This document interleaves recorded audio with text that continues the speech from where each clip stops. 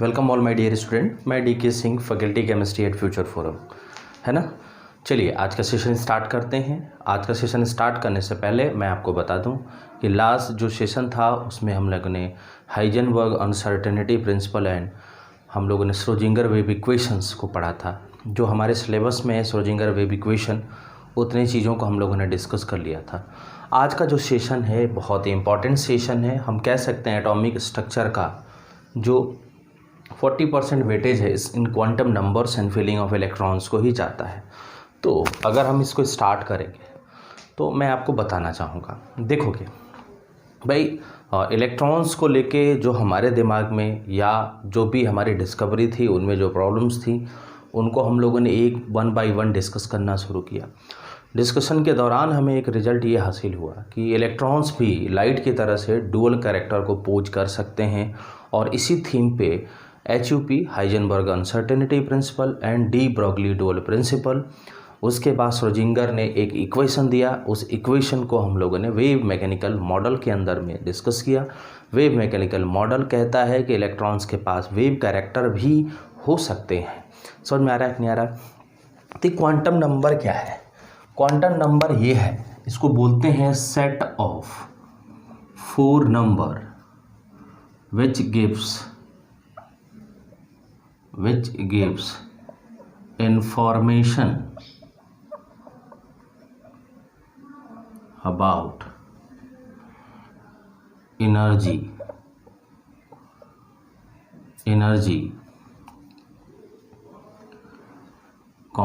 radius,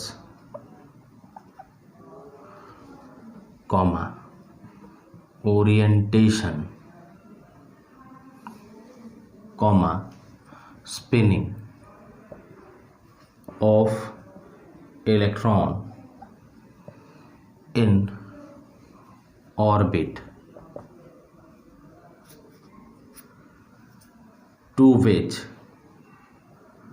it belongs। बात समझ में आ रही कि नहीं आ रही? बेसिकली सेट ऑफ 4 नंबर्स होते हैं जो कि किसी इलेक्ट्रॉन के एनर्जी, उसका रेडियस या उसकी ओरिएंटेशन या उसकी स्पेनिंग के बारे में बताता है, कहाँ पे, जिस भी ऑर्बिट से वो बिलोंग करता है। समझ में आ रहा है कि नहीं आ रहा है? अब बात करते हैं कि क्वांटम नंबर्स हैं क्या। अगर मैं टाइप्स ऑफ क्वांटम नंबर की बात करूं बेटा, तो टाइप्स ऑफ क्वांटम नंबर में there are 4 quantum number. First होगा जिसको हम बोलते हैं प्रिंसिपल क्वांटम नंबर, इसको स्मॉल n से रिप्रेजेंट करते हैं। दूसरा होगा एजीमुथल क्वांटम नंबर, या इसी को बोलते हैं हम सेकेंडरी क्वांटम नंबर, या इसी को बोलते हैं हम angular quantum number, angular quantum number, या इसी को हम बोलते हैं बेटा subsidiary quantum number, subsidiary quantum number. Last में अगर थर्ड में बात करूँ तो होता है मैग्नेटिक, इसको स्मॉल l से रिप्रेजेंट करते हैं भाई, इतने नाम है और रिप्रेजेंट स्मॉल l से कहते हैं। उसके बाद आता है मैग्नेटिक क्वांटम नंबर, इसको स्मॉल m से रिप्रेजेंट करते हैं। एक लास्ट में आता है जिसको हम बोलते हैं फोर्थ, और ये होता है स्पिन क्वांटम नंबर, इसको s से रिप्रेजेंट करते हैं। ठीक है ना? इसमें लिखोगे एक नोट्स बना के, आउट ऑफ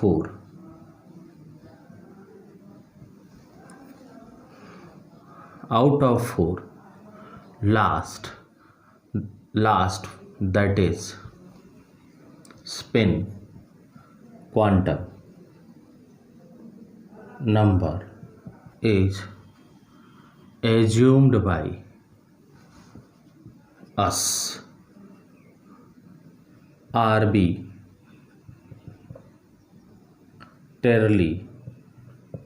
समझ में आ रहा है कि नहीं आ रहा है?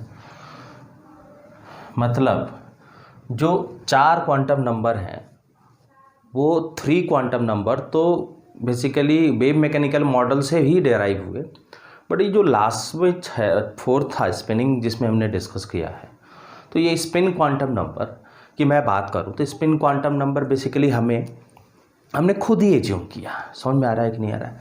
तो ये इन्फॉर्मेशन आपको याद होना चाहिए। हम लोग अभी स्टार्ट करना शुरू करते हैं one by one. First of all we will discuss about spin principal quantum number. हम लोग बात करते हैं प्रिंसिपल क्वांटम नंबर क्या होता है। देखिएगा बेटा, अगर मैं बात करूं,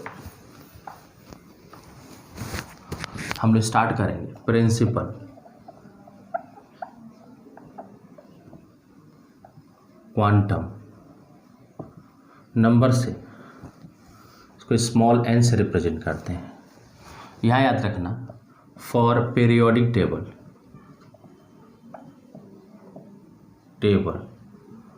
maximum value of n is equal to 7। 7 ही पीरियड होते हैं। जब हम पीरियोडिक टेबल में जाते हैं तो n हमारे पीरियड को रिप्रेजेंट करता है। n क्या रिप्रेजेंट करता है? पीरियड को रिप्रेजेंट करता है। आ रही बात सुन मेरी कि नहीं आ रही? समझोगे इसको? n रिप्रेजेंट करता है पीरियड को। पीरियोडिक टेबल में आपने देखा होगा 7 पीरियड्स होते हैं, 18 ग्रुप्स होते हैं। लॉन्ग फॉर्म पीरियोडिक टेबल की हम बात कर रहे हैं। तो एक लिमिटेशन मैंने फॉर n मैंने बता दिया कि n जो होगा हमारा वो इसकी फॉर पीरियोडिक टेबल n की मैक्सिमम वैल्यू क्या होगी बेटा? 7 होगी। क्लियर होगा कि नहीं होगा? बोलिए, बोलो भाई। अब यहाँ से हम लिखना शुरू करते हैं। पहला point, it is represented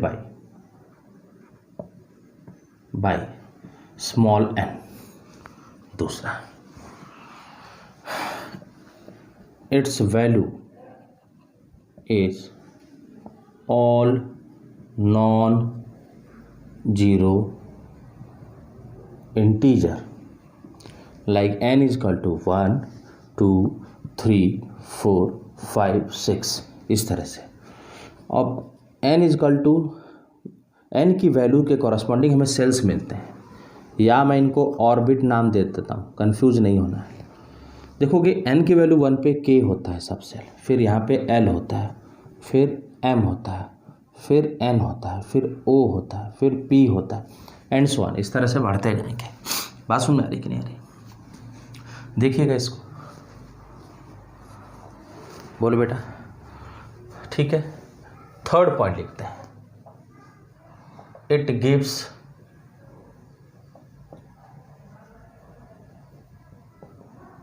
information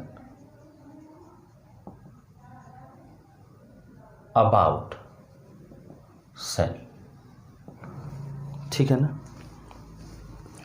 पांचवा, चौथा लिखोगे as the value of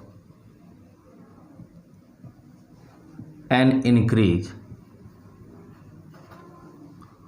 the energy of electron will increase. फटाफट देखोगे इसको, हम तुम्हें बताएं। ये हमारा न्यूक्लियस है, ये हमारे ऑर्बिट है, ये हमारे ऑर्बिट हैं। तो जैसे जैसे n की वैल्यू इंक्रीज करोगे, एनर्जी क्या होगी?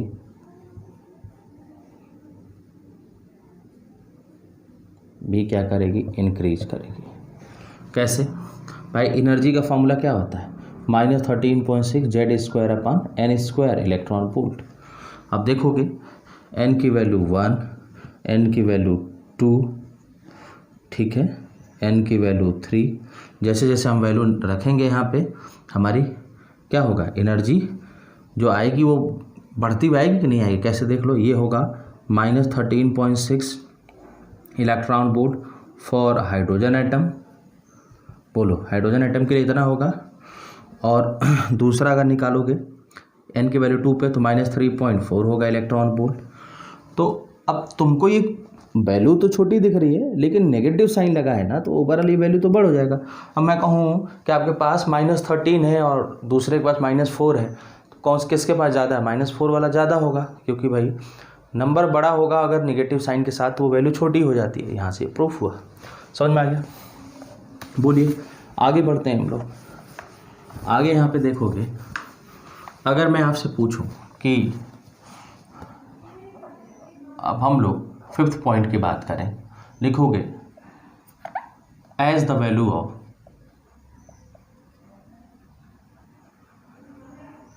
n is increase the radius of orbit increase. कैसे? ये हमारा न्यूक्लियस है, ये हमारे सेल्स हैं इस तरह से, तो हमें क्या दिख रहा है? ये धीरे धीरे रेडियस बढ़ रहा होगा। बात समझ आ रही कि नहीं आ रही?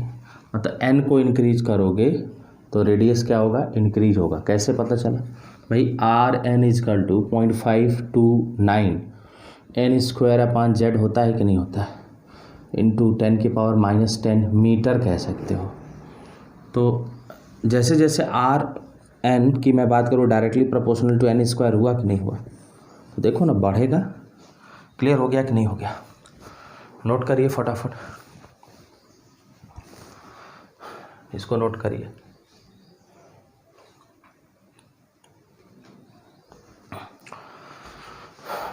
चले आगे बढ़े।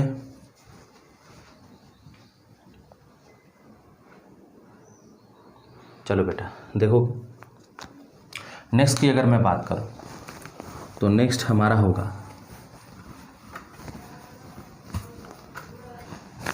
अगर मैं पूछूं 6 पॉइंट, जिसको बोलते हैं maximum number of electron in orbit,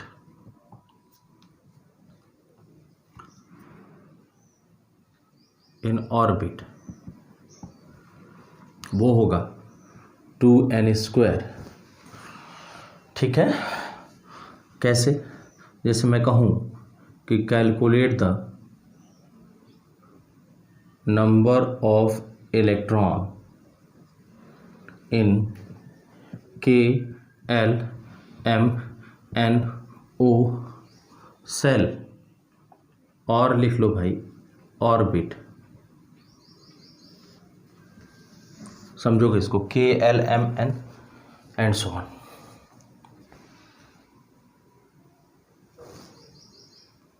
calculate the number of electron in KLMNO, ठीक है ना, सेल और ऑर्बिट।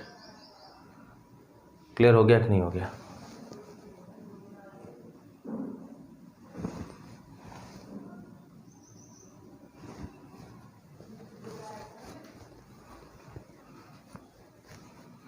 कैसे करेंगे बताइए, इसको कैसे करेंगे आप लोग?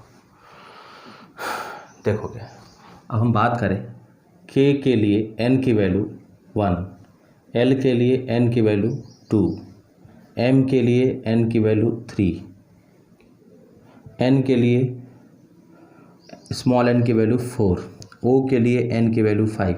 देखो KLMNO 5 तक वैल्यू क्या?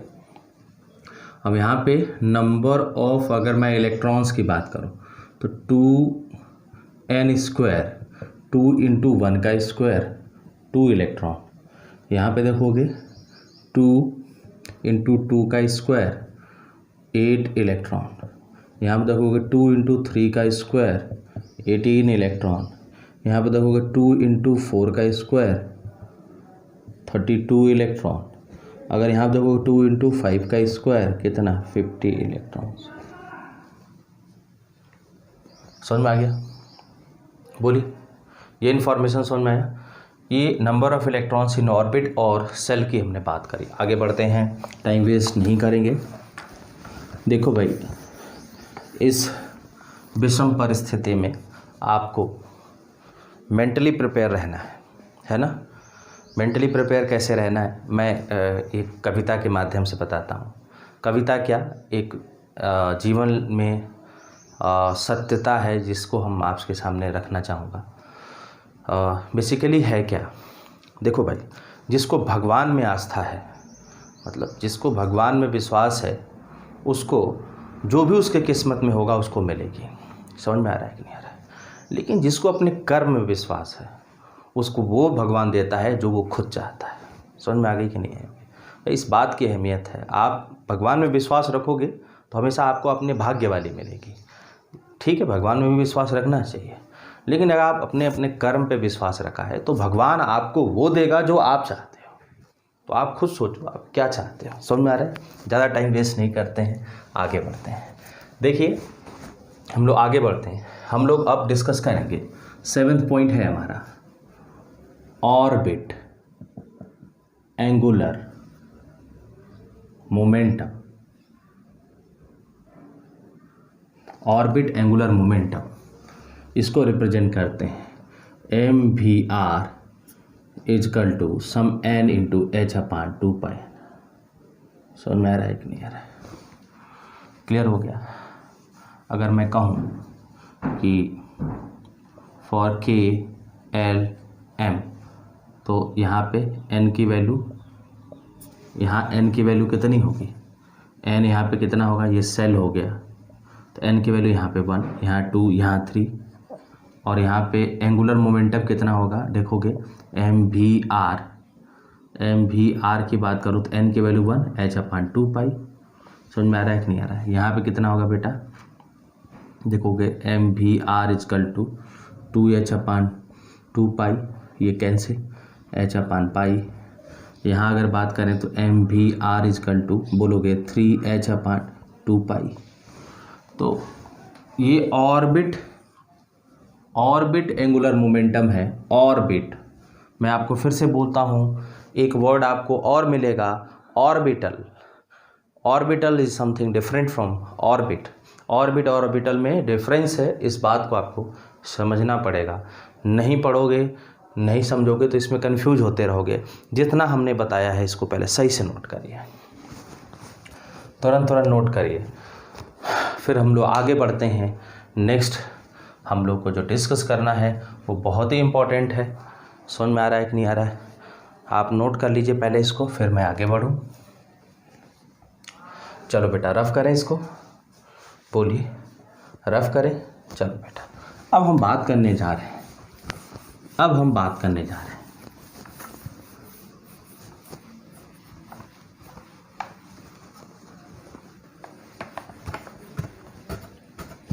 अब हम जो बात करेंगे उस डिस्कशन में मैं आप लोगों से कहूँगा कि हमें पढ़ना है azimuthal quantum number. Azimuthal quantum number. एक बड़ी इसमें परेशानी होती है, तो मैं एक ट्रिक बता देता हूँ। ट्रिक क्या है? ऐसे याद रखोगे, घर, कमरा,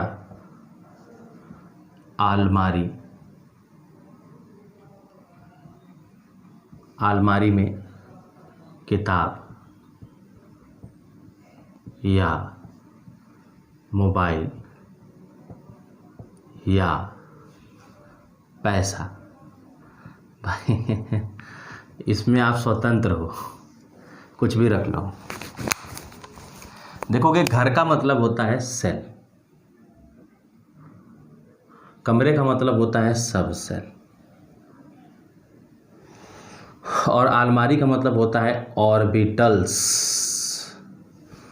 और किताब इलेक्ट्रॉन्स। ये होता है एल, ये होता है एल, ये होता है एम, ये होता है एस, है ना? अच्छा देखोगे, इसको बोलते हैं प्रिंसिपल क्वांटम नंबर, ये एजीमुथल क्वांटम नंबर, ये मैग्नेटिक क्वांटम नंबर, ये स्पिनिंग ऑफ द इलेक्ट्रॉन है। ये एक ट्रिक है। छात्र जीवन में इन छोटे छोटे ट्रिकों का भी एक अहमियत है। For learning point of view. समझ में आ रहा है कि नहीं आ रहा है? क्या मैंने बोला?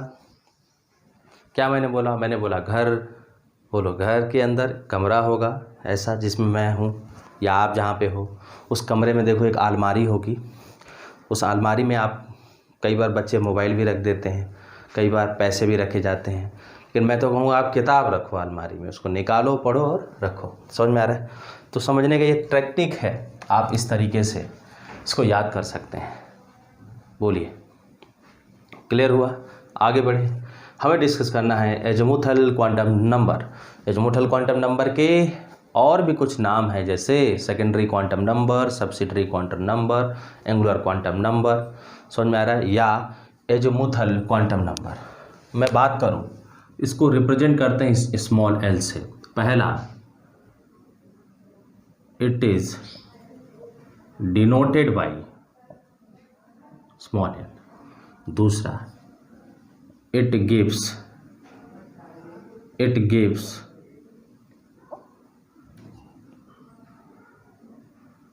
information about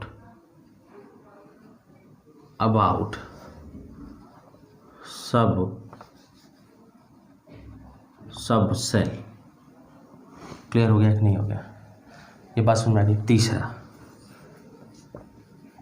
the value of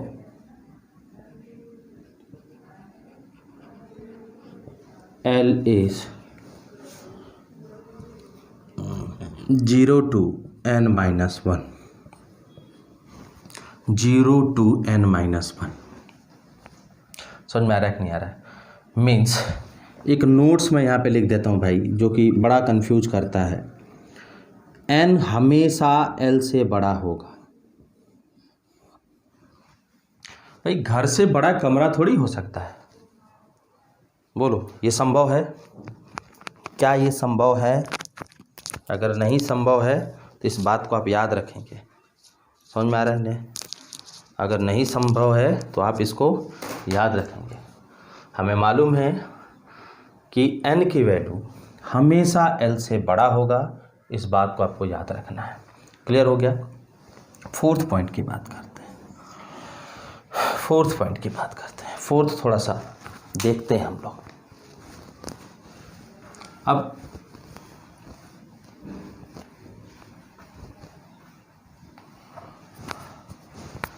हम लोग बात करें तो L is equal to 0, L is equal to 1, L is equal to 2,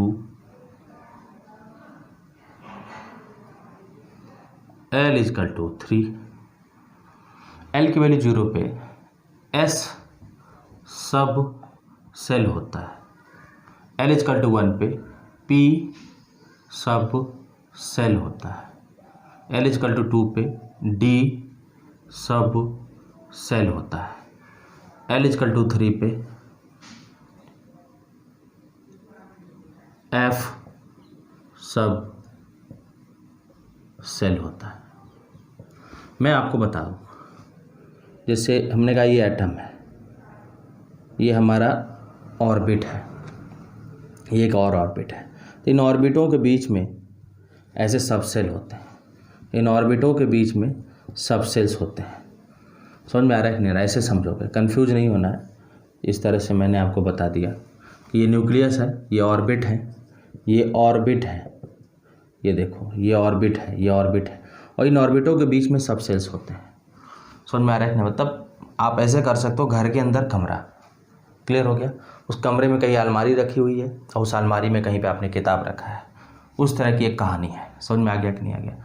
आप हमेशा याद रखोगे कि L की वैल्यू 0 हमेशा S सब सेल, L की वैल्यू 1 हमेशा P सब सेल, L की वैल्यू 2 D सब सेल, L की वैल्यू 3 F सब सेल को रिप्रेजेंट करेंगे। इसमें किसी भी तरह की कोई डाउट नहीं होनी चाहिए। डाउट है मीन्स कहीं ना कहीं प्रॉब्लम्स हैं। अगर डाउट हो रहे हैं तो कहीं ना कहीं पे प्रॉब्लम्स हैं। समझ में आ गया? बोलिए, ये पहले नोट करिए आप लोग। चलो आगे बढ़ते हैं हम लोग। आगे क्या बढ़ना है? हमने कहा कि जो वैल्यू ऑफ L है, जो वैल्यू ऑफ L है वो क्या होता है? 0 से n-1 तक होता है। यहाँ पे हम लोग वैल्यू ऑफ n लिख दें, यहाँ पे वैल्यू ऑफ l लिख दें, यहाँ पे नंबर ऑफ l लिख दें। देखोगे मैं आपको बता देता हूँ, देखोगे वैल्यू ऑफ n, अगर n की वैल्यू 1 रखते हो तो वैल्यू ऑफ l कितने होंगे भाई? 0 - 1 n-1, बोलो 0 to n-1 ना, 0 to n-1, तो 0 से n-1, n-1 का मतलब n की वैल्यू 1 - 1 कितना? 0। 0 to 0 को हम क्या लिखते हैं भाई? 0 लिख दें, मतलब n की वैल्यू 1 पे l की वैल्यू 0। क्लियर हुआ? और l की वैल्यू 0 पे नंबर ऑफ l कितने नंबर ऑफ l मिले? एक ही तो मिला। क्लियर हो गया। अब मैं आपसे पूछूं कि आपसे कौन सा सबसेल होगा? अगर मैं सबसेल की बात करूं तो सबसेल S होगा। अब मैं बात करूं n = 2 पे, n = 2 पे 0 to l, 0 to n-1 का मतलब एक तो 0 होगा और दूसरा क्या होगा? 2 - 1, कितना बेटा? 1। तो हम यहाँ पे 1 लिख दें, तो 0/1 होगा। 0/1 को हम लोग और अच्छा लिख देते हैं, यहाँ पे 0 लिख देते हैं, यहाँ पे 1 रख देते हैं। अब देखोगे एक और एक 2 वैल्यू मिल गई। देखोगे यहाँ पे देखोगे l की वैल्यू 0 पे क्या मिलेगा? s मिलेगा। लेकिन s में कौन सा s मिलेगा? 2s मिलेगा। मतलब ये कौन सा s होगा, कौन सा p होगा, वो n से ही पता चलेगा भाई। कौन सा s होगा, कौन सा p होगा, n से पता चलेगा। n की वैल्यू 2 तो यहाँ पे 2s। क्लियर हुआ? n की वैल्यू, यहाँ पे l की वैल्यू कैसा? p, l की वैल्यू 1, तो l की वैल्यू 1 पे p सबसेट होता है, तो यहाँ पे क्या आएगा? p आएगा। कि p में कौन सा? 2p। उसी तरह से यहाँ से कौन सा s? 1s। क्लियर हो गया कि नहीं हो गया? बोलते चलिए। अब हम बात करते हैं n की वैल्यू 3 पे। n की वैल्यू 3 पे अरे 0 1 2 होगा। देखो तो, अरे हम लोग ऐसे लिखते हैं 0 to n-1 3 - 1 कितना? 2। तो 0 to 2 में कितने नंबर्स मिलेंगे भाई? 0 मिलेगा, 1 मिलेगा, 2 मिलेगा, इसलिए मैंने यहाँ पे क्या लिखा? 0 1 2। अब l की वैल्यू 0, यहाँ कितने नंबर मिल गए? यहाँ पे 2 नंबर मिले, यहाँ पे कितने? 3 नंबर मिल गए। मतलब नंबर ऑफ l कितने हैं? 3। वैल्यू ऑफ l कितना है? 0। अब देखोगे यहाँ पे n की वैल्यू 0, l की वैल्यू 0 पे कौन सा? s, l की वैल्यू 1 पे क्या? p, l की वैल्यू 2 पे क्या? l की वैल्यू 2 पे क्या? d। लेकिन कौन सा? तो ये कौन सा s होगा? वो यहाँ से डिफाइन होगा। कौन सा? 3s, 3p और क्या? 3d। I repeat once again कि इस तरह का अप्रोच आपके दिमाग में आना चाहिए। क्या? n की वैल्यू 1, n की वैल्यू 2, n की वैल्यू 3। समझ में आ रहा है कि नहीं आ रहा है? बोलिए। हाँ, इसको थोड़ा सा रफ करें। चलो बेटा, अब मैं आपसे कहूँ, अगर मैं आपसे एक बात कहूँ कि हमारे पास बेसिकली n की वैल्यू 4 है, तो यहाँ से 0 1 2 3 नंबर कितने? 4। अब यहाँ पे कौन सा होगा? s, यहाँ पे क्या होगा? p, यहाँ पे क्या होगा? d, यहाँ पे क्या होगा? f। लेकिन कौन सा s? 4s, इससे पता चला। 4p, इससे पता चला। 4d, यहाँ से पता चला। 4f, यहाँ से पता चला। क्लियर हो गया कि नहीं हो गया? अब अगर मैं यहाँ पे नंबर ऑफ इलेक्ट्रॉन्स को भी यहाँ पे ऐड करूँ, तो यहाँ इलेक्ट्रॉनों की संख्या k होगा और इलेक्ट्रॉन कितने? 2। यहाँ पे क्या होगा? l, इलेक्ट्रॉन कितने? 8। यहाँ पे क्या होगा? m, इलेक्ट्रॉन कितने? 18। बोलो बेटा। और यहाँ पे अगर मैं पूछूं तो कितना होगा? बोलो। n होगा और इलेक्ट्रॉनों की संख्या कितना? 32।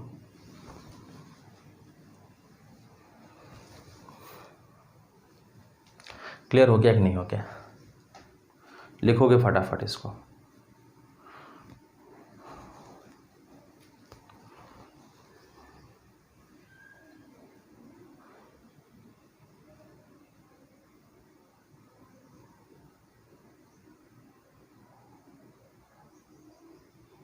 ठीक है, समझ में आ गया। तो अब ये तुम्हें पता चल गया ना, यहाँ से 32 इलेक्ट्रॉन्स होंगे। अब मैं पूछूं कि number of electrons in sub cell, एक इंपॉर्टेंट फॉर्मूला बता रहा हूं। Number of electron in sub shell, number of electron in sub shell ये होता है 2 × 2l+1। नंबर ऑफ इलेक्ट्रॉन का फार्मूला किस में, सब सेल में, 2 × 2l+1। l की वैल्यू 0, कौन सा सब सेल, एस सब सेल, बोलो l की वैल्यू 0, एस सब सेल। और इलेक्ट्रॉन कितने, 2 × 2 × 0+1 कितना, 2 इलेक्ट्रॉन। अब l की वैल्यू अगर 1 कर दोगे तो यहाँ पे क्या होगा, p, ये क्या होगा, 2 × 2 × 1+1 कितना होगा, 2 1 जा 2 +1 3 2 जा कितना, 6 इलेक्ट्रॉन। अगर l की वैल्यू हम 2 रखते हैं तो d होगा, और यहाँ पे क्या होगा, 2 × 2 × 2 +1, 2 2 जा 4 +1 5 2 जा 10 इलेक्ट्रॉन्स। अब अगर l की वैल्यू हम 3 रखते हैं तो यहाँ पे क्या होगा, f, और यहाँ पे क्या होगा, 2 × 2 × 3 +1 कितना होगा, 2 3 जा 6 +1 7 × 2 कितना, 14 इलेक्ट्रॉन्स। तो अब यहाँ से हमें पता चल गया, यहाँ से हमें एक इन्फॉर्मेशन और हमने आपको बताया कि S में जो सब सेल में इलेक्ट्रॉनों की संख्या होंगी वो 2 होंगी, P में 6 होंगे, D में 10 होंगे एंड F में 14 होंगे। इस फार्मूले को आपको याद रखना है भाई, इस फार्मूले को आपको याद रखना है, स्टार में रखोगे, इस फार्मूले को आपको याद करना है। समझ में आगे कि नहीं आगे। यहाँ कितना S है, 1s, अरे देखो इधर यहाँ कितना S है, 1s, तो कितने इलेक्ट्रॉन होंगे, 2, देखो 2 दिख रहा है। यहाँ पे कितने हैं, एक S है और एक P है, S में कितने, 2, P में कितने, 6, कितने इलेक्ट्रॉन, 8। क्लियर हुआ। यहाँ देखोगे 2 इलेक्ट्रॉन S में, 6 इलेक्ट्रॉन P में, 8 इलेक्ट्रॉन, बोलो ना भाई, 6 + 2 8, और प्लस D में कितने, 10, D में कितने, 10 इलेक्ट्रॉन, कितना, 18 इलेक्ट्रॉन। यहाँ देखोगे S में 2 इलेक्ट्रॉन, P में 6 इलेक्ट्रॉन, D में 10 इलेक्ट्रॉन, F में 14 इलेक्ट्रॉन। तो 14 + 10 24 + 6 कितना, 30 + 2 कितना, 32। देखो यहाँ पे प्रूफ हो गया कि नहीं हो गया। ये कुछ पॉइंट्स थे जिनको हमने नोट कराया, बिना टाइम वेस्ट किए फटाफट नोट करिए इसको, ठीक है। हम लोगों ने ये इन्फॉर्मेशन पढ़ लिया, हम लोगों ने प्रूफ भी कर लिया। अब चलिए आगे बढ़ते हैं भाई, आगे हमें देखना है कुछ और भी इसमें टॉपिक।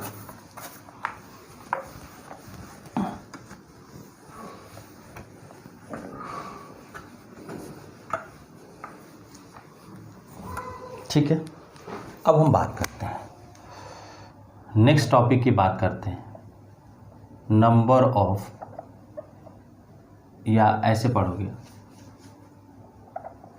Orbital angular momentum. थोड़ा ध्यान से देखोगे, क्या हमने बोला, ऑर्बिटल एंगुलर मोमेंटम। इसको बेसिकली मैं बात करूं, ऑर्बिटल एंगुलर मोमेंटम की मैं बात करूं, इसको लिखते हैं √L × L+1, यहाँ पे h/2π। बस में आ रही नहीं आ रही, क्लियर हुआ। अगर मैं ये कहूँ कि इफ़ h/2π = h बार, इस तरह से, तो यहाँ से हम लिख सकते हैं ऑर्बिटल एंगुलर मोमेंटम होगा क्या, बोलोगे L × L+, ऐसे लिखोगे रूट में L × L+1 क्या बेटा, h बार। क्लियर हो गया कि नहीं हो गया, ये होगा।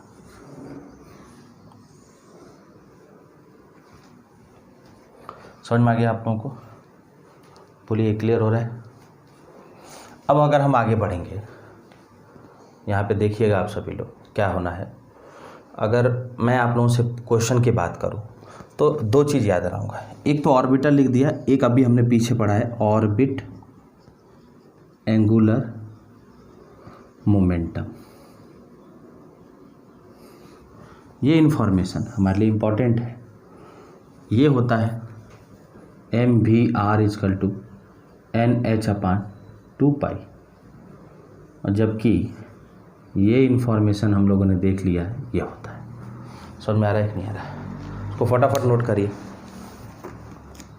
कुछ क्वेश्चंस हम लोग लगाते हैं।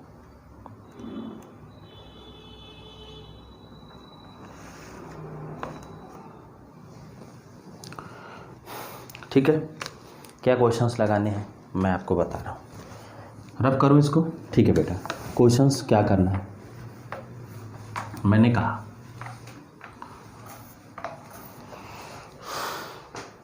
कहा calculate the orbital and orbit angular momentum of following. ठीक है, ये है पहला मैंने दिया 2s, दूसरा मैंने दिया 3p, तीसरा मैंने दिया 4f, चौथा मैंने दिया 5s, पांचवा मैंने दिया 4d। समझ में आ रहा है कि नहीं आ रहा है? तो कैसे करोगे इसको बोलिए। ये हमारा है, इसके लिए orbit and orbital angular momentum आपको निकालना है। हाँ बोलिए कैसे निकालेंगे, ये सारी इन्फॉर्मेशन आपको पता होनी चाहिए। क्लियर हो गया? हाँ, इस क्वेश्चन से क्या है, इस क्वेश्चन को करने से पहले ये दूसरा क्वेश्चन बन रहा है। पहला मैं इन्फॉर्मेशन लिख रहा हूँ, मैं कहूँगा right the value of n and l for given data. जो भी ये गिवन डेटा है इसके लिए n और l की वैल्यू आपको लिखना है। पहले काम ये करिए, फिर दूसरा वाला काम करिए, क्योंकि इस क्वेश्चन को करने के बाद इसको करने में कोई प्रॉब्लम नहीं होगी, है ना? बोल बेटा, कोई डाउट तो नहीं है? देखिए इसको कैसे करेंगे इसको। चलिए पहला क्वेश्चन हम लोग स्टार्ट करते हैं। अगर मैं बात करूं पहला 2s की बात करूं तो n की वैल्यू 2, l की वैल्यू 0। दूसरा है 3p, n की वैल्यू 3, l की वैल्यू 1। अब थर्ड की मैं बात करूं 4f है तो n की वैल्यू 4, l की वैल्यू कितना 3। भाई f के लिए l की वैल्यू कितनी होती है? 3 होती है, और 4 जो लगा है वो क्या बता रहा है? n। अगर मैं फोर्थ क्वेश्चन की बात करूं तो फोर्थ में n की वैल्यू 5, l की वैल्यू कितना 0, 5s है ना। अगर फिफ्थ की बात करूं तो n की वैल्यू 4, l की वैल्यू 2। क्लियर हो गया? बोलिए, ये इन्फॉर्मेशन क्लियर हो गया?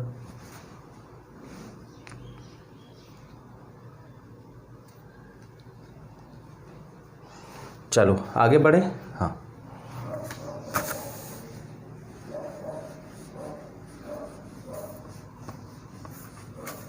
देखोगे कैसे करोगे इसको। पहले हम ऑर्बिट एंगुलर मोमेंटम की बात करें।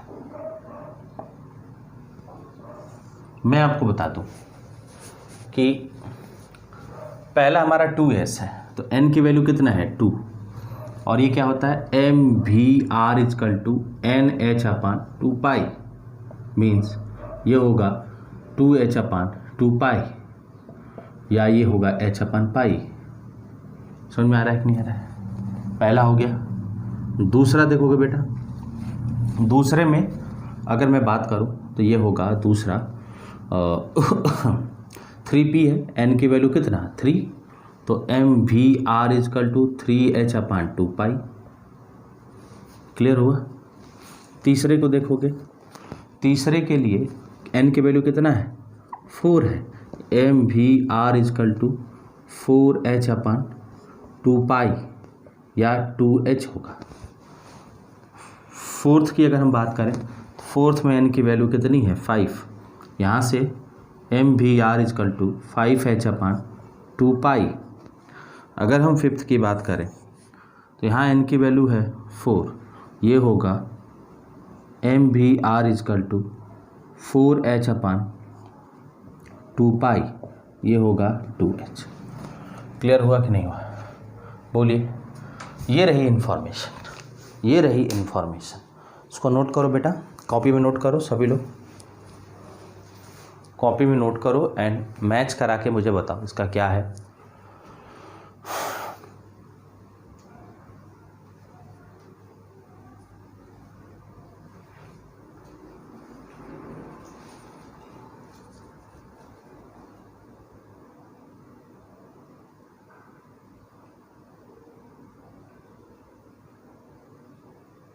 चलें, अब चलो यहाँ इसको रफ कर दें, इसको रफ कर दें।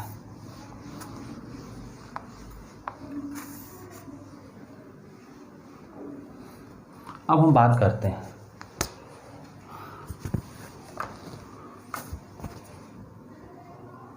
ऑर्बिटल एंगुलर मोमेंटम के। Orbital angular momentum, first question 2s है, फर्स्ट क्वेश्चन 2s है, यहाँ पे n की वैल्यू 2 है। क्या है? n की वैल्यू 2 है।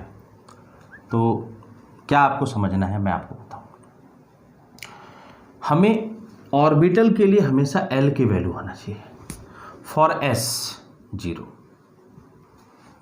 मैं तुमसे थोड़ा सा एक क्वेश्चन पूछूं, 1s हो या 2s हो या 3s हो या 4s हो या 5s हो, कोई भी s हो, हमेशा l की वैल्यू 0। आई बात समझ में?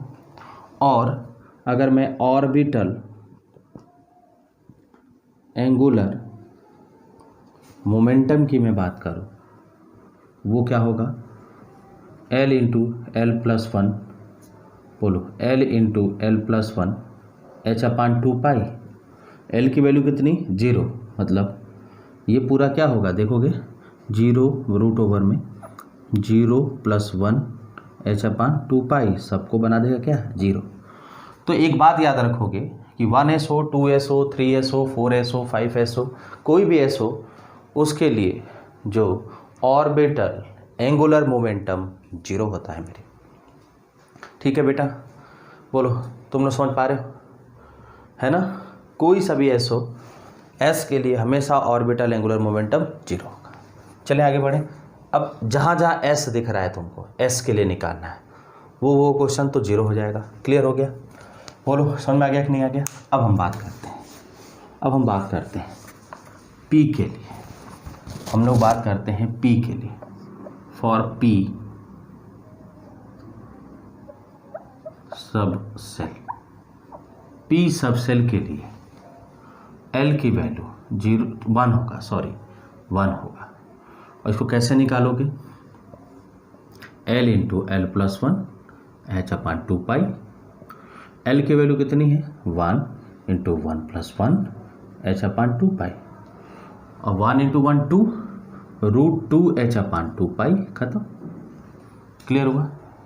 अब मैं बता दूं, for 1p 2p 3p 4p 5p, कोई सा भी p हो, जो ऑर्बिटल एंगुलर मोमेंटम होगा वो √2 h/2π के बराबर ही होगा। इस बात को आप कहीं पे किसी तरीके से याद कर लो लिख के। आ रही बात समझ में? बोलो, आ रहा है ना बेटा समझ में? ठीक है, नोट करोगे इसको?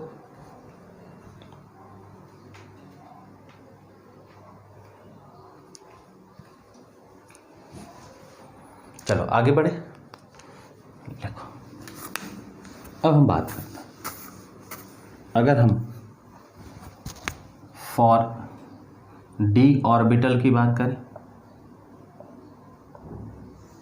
तो डी में 3D हो, 4D हो, 5D हो, 6D हो, कोई सा भी D हो, L की वैल्यू 2 होगा और ये जो मोमेंटम होगा 2 × 2 + 1 h/2 पाई, 2 × 1 3, देखोगे 2 × 1 3, अब 3 × 2 √6 h/2 पाई। मैं आपको बताऊं फॉर जेई एंड नीट इन दोनों के लिए एक बार क्वेश्चन पूछा गया है फॉर 4D। मैं बताऊं आपको, इतना पूछा जाता है for 4D orbital. 4D what is orbital angular momentum. ये मतलब जेई में पूछा गया है, नीट में भी ये क्वेश्चन आया है, √6 h/2 पाई। मतलब ये कितना इंपॉर्टेंट है आपको समझ में आ गया? समझ में आया? बोलिए, क्लियर हो गया कि नहीं हो गया? नोट करिए इसको।